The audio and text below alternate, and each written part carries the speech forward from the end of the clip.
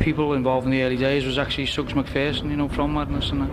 And basically we were struggling for a few years in Liverpool. You know, we didn't have a record deal and we released a few singles and that, and you can actually hear the Madness crowd now in the background.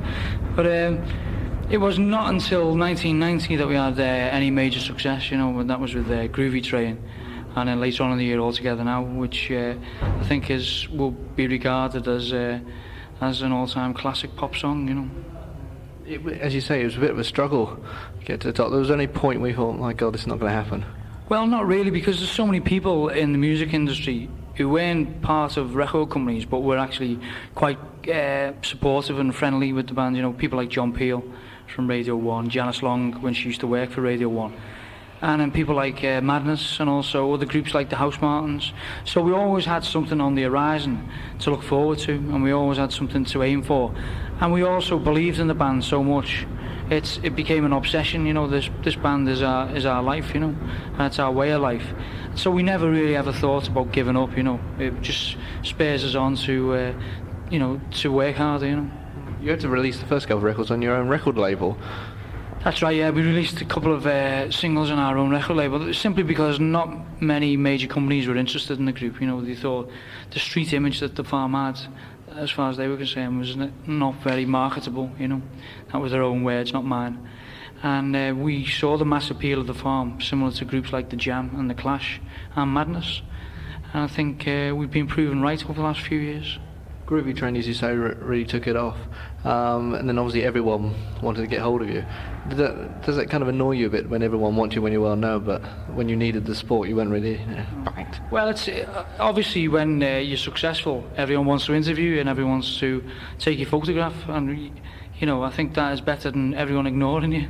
Yeah, I think you know, we're in a privileged lifestyle here. We're involved in something we love doing, music, and we're also talking to people, doing interviews, and having a great lifestyle, really. The debut album, Spartacus, just absolutely went nuts, and it's straight in at #1 and no mucking about. Yeah, I mean, it was a time when the Farm were on the crest of a wave, you know. It was certainly a fashion element to the LP doing so well. But it did very well in places like America and Germany as well, where I don't think fashion is as important in terms of music as it is in Britain. So I think it was a quality pop record, you know, and we were pleased with its success. And then since then we've recorded Love See No Colour. I personally think Love See No Colour is a far superior album and will be judged a far superior album in years to come. I think what's happened with the Farm recently is you know, we've released singles like Rising Sun, which didn't get into the top 40, but hopefully our next single will do well. All groups have, you know, the music industry is it's reflective of capitalism anyway. You know, you have slumps and troughs, you know, slumps and booms and that, and I think we as a group personally have weathered that, you know, and I think there's only the likes of the Farm and a couple of other groups who are now regarded as household items. You know, we weren't just a passing fad, we weren't just a passing fashion. And I think being able to play to a Madness audience, which I would regard as one of the most difficult audiences in the world, and to go down as well as we're going down is you know, a point to be proved. You know, for example, 808 State play, and you know, I mean, not criticising them, but they don't get the same reaction the Farm do. I mean, the Farm are the perfect band to warm the crowd up for Madness, you know.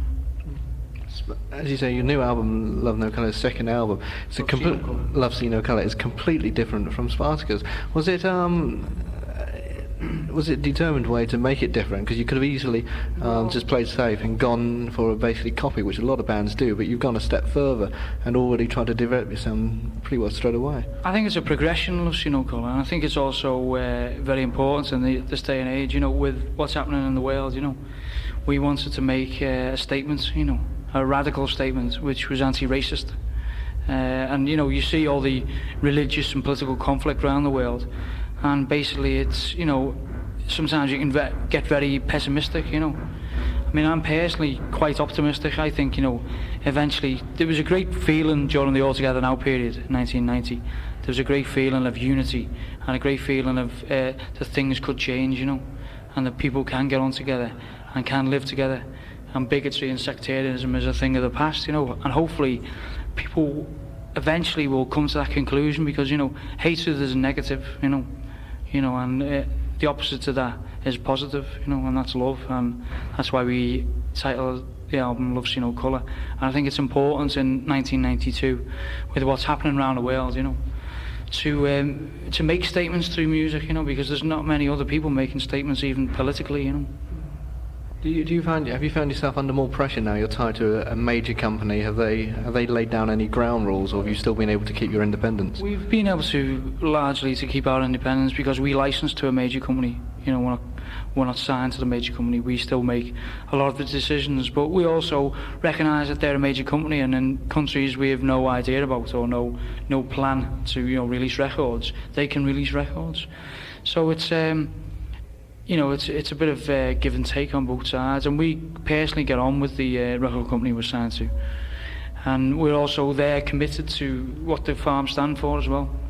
The Farm are an internationalist band, as far as I'm concerned. You know, if you look at a company that is a multinational like Sony, by very definition, although they're involved in in the music industry and capitalism in general and selling tape machines and televisions and that, in general, you know, because they've got the tentacles, for want of a better word, in probably, you know, nearly every country in the world. We felt that was a great way of the Farm expressing what the Farm are about and what our message is, because I think it's about time people, you know, stood up and were counted.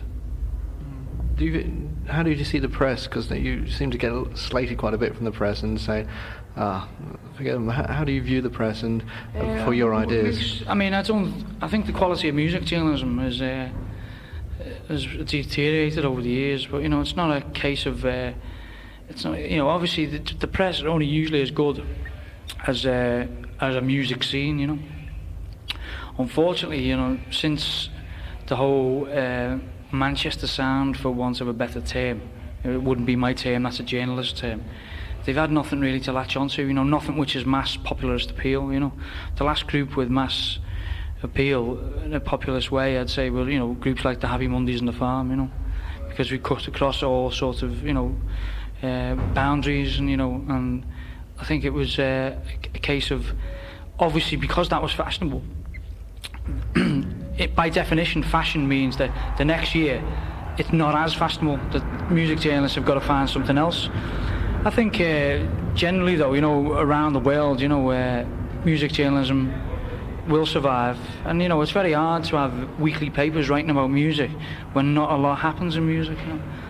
And I mean, we take insults as compliments, you know, because we know the people who if they ever, you know, there's only a small minority of them, but they've got no perspective, as far as I'm saying, on life. They've got no political perspective, and they don't know what the Farm are about. People who understand the Farm are passionate about the Farm. In fact, the Farm are like regarded by most bands in the music business as we're a band's band.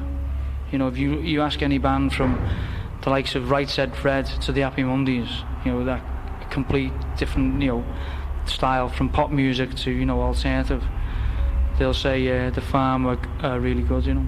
And so that's to me, the fact that Mick Jones thinks the Farm are brilliant, the fact that Joe Strummer thinks the Farm are brilliant, and people like Paul Weller and people from Dexys Midnight Runners, and people from Madness, and people from the Beautiful South, and people from the Inspiral Carpets, and people from the Happy Mondays, and people like Ian McCulloch and Pete Wiley, the fact that they think we're great pop song, the Farm write great pop songs, to me is important, you know. And I can ignore, although it does sometimes, you know, make you think. The things the band are criticised for, though, are completely inaccurate and misrepresentations. Usually that we're a football band, you know, whatever that means, a meaningless term. And also people say, you know, the group would be regarded as northern and reasonably unintelligent. I'd say the Farm are one of the most intelligent pop bands in the country at the moment. Certainly in recent times, you know, if you look at the Love's You Know Colour album, it's got a direction. it's got humour in it, but it's also a very intelligent album. And I think, you know, we answered our critics with our music. Recently you were involved in the Ruby Tracks compilation for anime. You did a version of Human League's Don't You Want Me. Interesting choice. Well, we wanted to confuse people. I mean, really now, it was thrown back in our face so many times. It's like, why did you choose that? Maybe we should have gone for the obvious, you know, but, you know, we like the track. It's an electro-pop classic. The fact that, you know, we were asked to do it, it's regarded as, you know, a sacred, you know, a sacred cow, you know, for some people. You know, you can't touch certain tracks, and that's why we did it, you know. And we could have chosen a Clash or a Jam cover version, or even Ghost Town by the Specials, but that to me would have been stereotypical and obvious. So we wanted to do something which is confuse people, and also so people would say, hey, you know, what are the fans doing glam pop for, you know? Because the one criticism most DJ analysts come up with is that they don't regard the farms as a glamorous fashion accessory, and we're proud to say that we're not. What can we see the farm up to in 1993? We'll carry on writing pop songs, you know, and I think only time will tell, but I think, you know, the farm will be around for years, and there's no way, you know, there's no way that, you know, that our message that we're putting across to people through our music is going to change, you know. We won't bend with fashion, and we always said that, and that's why I think one of the, you know, we're one of the groups in the music industry who've actually got credibility, you know. And if somebody like Mick Jones or Joe Strummer said to me, what you're doing I think's a bit wrong, well, that's when I'd start reflecting and thinking about it. But we're always praised by people like that, you know, and that's the reason I started writing lyrics and getting involved in music, because I saw the Clash and the Jam and groups like that. And I'm proud to be involved in the music industry. I'm proud to be able to go in front of 12,000 people who don't necessarily know the farm or like our music, and win them over. And that's what it's about. You know? We're going to see another single off the album. Sorry? Another single to come off the album. Love See No Colours out on 21st of December, and it's a very important song. And I think, you know, its sentiments, you know, and its message is unequivocal. It's, you know, that, you know, there's no future in racism and bigotry. To me, that is like, you know, destructive, scapegoat. People are used as scapegoats all the time, and let's never have history repeating itself, because, you know, you can only learn through history. We can't make the same mistakes again. If we make the same mistakes again, all that will happen is, you know, bloodshed and tears, as far as I'm concerned. Thank you for your time. It's a pleasure.